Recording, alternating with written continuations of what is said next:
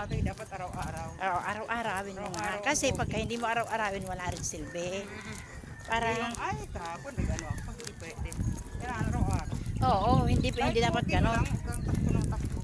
Oo naman, kahit lakad nga lang, okay na yan eh. Sabi nga nito, kaya ako Oo. naman, pag may oras talaga, pero kung walang oras, wala tayong Kahit wala nga ang takbo, okay lang na to.